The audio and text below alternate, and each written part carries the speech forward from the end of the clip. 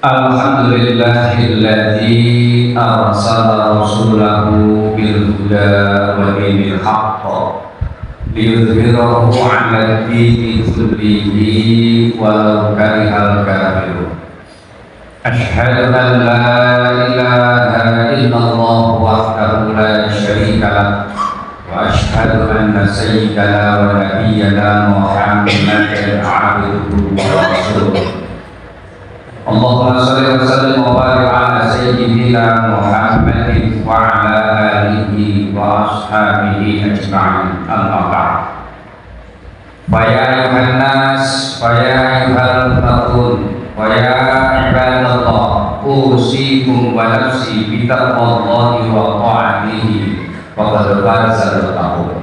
وقال تعالى في القرآن العظيم أعوذ بالله من الشيطان الرجيم بسم الله الرحمن الرحيم وسارعوا إلى مغفرة من ربكم وجنة عرضها السماوات والأرض أعدت للمتقين الذين ينفقون في السراء والضراء والكاظمين الغيظ والعافين عن الناس wallahu yuhibbul muhsinin. Shadaqallahul azim. Wa qala ta'ala fi ayatin ukhra ya ayyuhalladzina amanu taqullaha wa qulu qawlan sadida yuslih lakum a'malakum wa yaghfir lakum dhunubakum wa may yuti'illaha wa rasulahu faqad faza fawzan 'azima. Shadaqallahul azim. Jamaah yang dirahmati Allah Subhanahu wa ta'ala,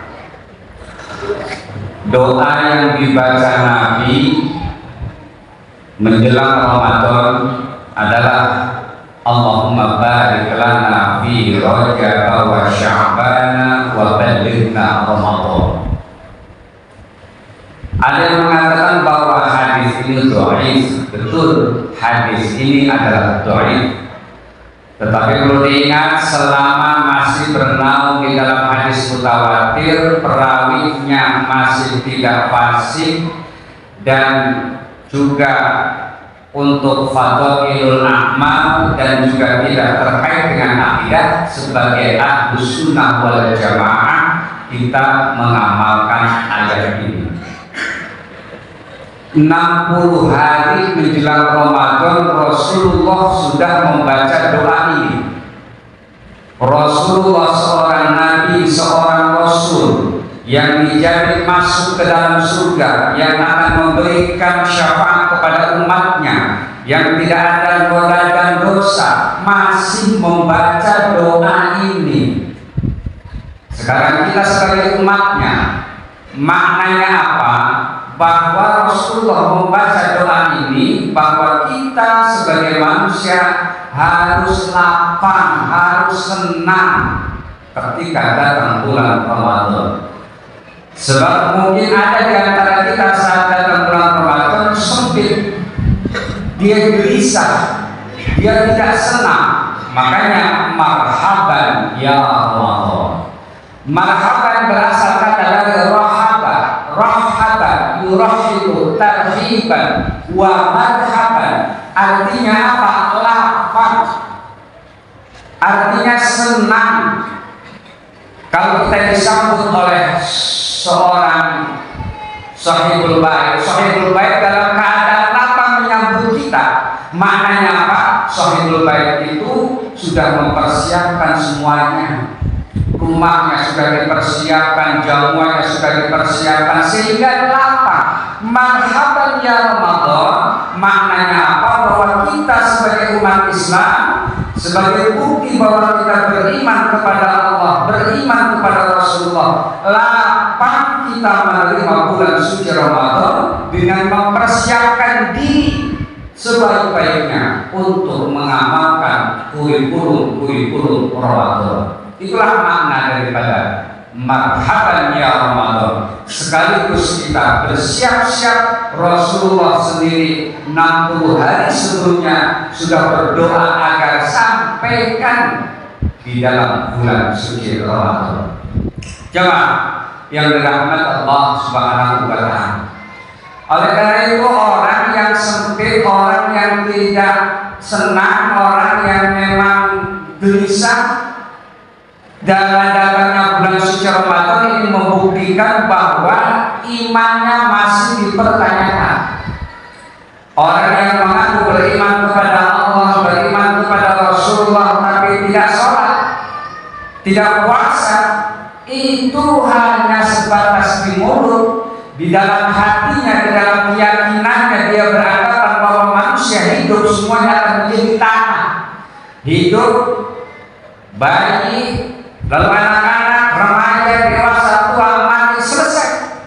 Kul may yuhyil 'idhama wa hiya ramim. Katakan, siapakah yang menghidupkan tulang belulang itu padahal dia hancur? Pernah dulu zaman Rasulullah juga ada yang bertanya begitu, ya Rasulullah, siapa sih yang menghidupkan kita? Kita sudah bertahun-tahun, ribuan tahun di dalam tanah sudah hancur, tinggal tulang. Lalu siapa yang menghidupkan kita? Emang bisa hidup lagi? Dijawab oleh Allah, qul, katakan wahai Muhammad, yuhyihal ladzi ansha'aha awwal marrah. Jawab Muhammad, saat ada orang yang bertanya, yang seolah dia tidak percaya bahwa manusia akan dibangkitkan, manusia akan dihisab, jawab mereka bahwa yang menghidupkan manusia yang sudah menjadi tulang belulang itu adalah mereka Allah yang telah menciptakan yang pertama kali, yakni Allah Subhanahu wa ta'ala. Qul yuhyihal ladzi ansha'aha awwal marrah. Karena itu bukti kalau kita memang beriman, maka kita akan lapang, kita akan senang, dan kita akan mempersiapkan datangnya bulan suci Ramadan. Sekaligus kita akan melaksanakan semua kurikulum Ramadan, sekaligus kita akan memperbanyak ibadah-ibadah kepada Allah dan juga termasuk saudara-saudara. Jangan sampai kita menyesal. Saudara-saudara kita orang yang tidak percaya bahwa kehidupan nanti akan ada, akan dibangkitkan, akan ada kehidupan yang ada di akhirat. Maka nanti pada suatu ketika jangan sampai menyesal saat dipanggil oleh Allah. Maka dia semua akan menyesal saat dunia dia tidak bersedekah. Laula akhartani ila ajalin qarib. Laula akhartani, seandainya ya Allah, saat saudara-saudara kita yang sudah digambarkan di dalam Al-Quran, orang yang tidak percaya, orang yang menyesal saat hidupnya, lalu dia dibangkitkan, lalu dia menyesal, apa kata mereka? Laula akhartani ila ajalin qarib. Ya Allah, seandainya kau tangguhkan saja, saya kasih hidup lagi saja ila ajalin qarib, sebentar saja, 1 jam saja, 1 hari saja. Apa yang akan dia lakukan? Wa as-sadaqah, saya mau sedekah. Sedekah dia yang dia ingat. Karena sedekah adalah satu ibadah yang tanpa syarat. Saat kita diberikan karunia rezeki oleh Allah, kita sedekahkan, selesai. Hatinya ikhlas tanpa riya, selesai, diterima. Itulah harapan mereka saudara-saudara kita yang sudah mati dan menyesal. Dia akan sedekah. Fa as-sadaqah, saya mau sedekah ya Allah. Wa akum minas sholihin. Lalu yang kedua, saya akan menjadi orang yang soleh. Saya akan membantu orang tua. Saya akan membantu yatim dan duafa. Saya akan sholat 5 waktu. Saya akan infak dan sedekah. Semua sunnah-sunnah saya laksanakan. Pokoknya mas, saya akan menjadi orang yang soleh. Terlambat dia sudah masuk. Kullama ulqiya fiha faujun sa'alahum khazanatuha. Kullama ulqiya, saat mereka dicemplungkan di dalam neraka, faujun, sekelompok orang, segolongan manusia, sa'alahum khazanatuha, ditanya oleh penjaganya, malaikat penjaga neraka, alam ya'tikum nadhir, apakah tidak datang kepada kalian orang yang mengingatkan? Apakah tidak ada ustaz? Apakah tidak ada yang mengingatkan? Apakah tidak ada yang memberikan nasihat? Apakah tidak ada yang memberikan tausiah-tausiah agama? Alam ya'tikum nadhir. Apa jawaban mereka? Oh, mereka menjawab, bala, ya, memang ada. Pengajian mingguan ada, pengajian bulanan juga ada, tausiah-tausiah agama juga ada, khutbah-khutbah Jumat juga ada. Bala, tapi apa? Fakadzabna, saya dustakan, saya tidak percaya. Waqulna, dan saya katakan, man sallallahu min syai'in Allah turunkan apa-apa. Dia tidak percaya. Dia hanya mendengarkan masuk telinga kanan, keluar telinga kiri, selesai. Saat diingatkan Allah menjalankan ibadah sholat, baru cuma ingat saja, dia tidak sholat. Dianjurkan untuk puasa, dia tidak puasa. Karena itu orang ciri manusia yang beriman adalah mereka yang lapang, yang senang datangnya bulan suci Ramadan, sekaligus kita istiqomah dalam menjalankan semua perintah Allah Subhanahu wa Ta'ala. Coba mengingatkan Allah Subhanahu wa Ta'ala, karena itu yang terpenting. Khatib ingatkan untuk diri khatib, untuk keluarga khatib, dan juga untuk seluruh jamaah. Barangkali ada di antara kita yang mempunyai istri, anak perempuan, tetangga perempuan, siapapun itu yang masih mempunyai terkait hutang pada tahun yang lalu, maka segera bayarkan pada saat ini juga. Ada hadis yang menjelaskan, idan tasofa Sya'ban fala tasum. Jika sudah separuh bulan Sya'ban, jika sudah melaksanakan nisfu Sya'ban tanggal 15 ke atas, di dalam hadis ini menjelaskan fala tasum, janganlah kalian puasa. Maknanya apa? Bukan berarti tidak boleh puasa. Siapa yang tidak boleh puasa di sini? Orang, salah seorang di antara kita yang tidak pernah puasa sunnah, lalu datang nisfu Sya'ban, lalu kita memulai puasa sunnah. Ini yang dilarang. Gak pernah berpuasa Senin Kamis, gak pernah berpuasa Daud, tidak pernah dia puasa yang baik. Datang nisfu Sya'ban betul-betul, akhirnya apa? Kita mulai puasa sunnah. Inilah yang tidak boleh masuk ke dalam hadis ini. Tapi saudara-saudara kita yang biasa melaksanakan puasa Senin Kamis terus, tidak ada masalah. Orang yang biasa puasa Daud lanjut. Orang-orang yang biasa puasa aja lebih terus, termasuk saudara-saudara kita, perempuan, ibu kita, istri kita, termasuk saudara-saudara kita yang perempuan yang tahu dulu masih mempunyai hutang, maka walaupun sudah nisfu Sya'ban, maka dia wajib untuk mengqadha puasa. Kenapa? Karena nanti akan terkena fidyah, akan terkena kifarah.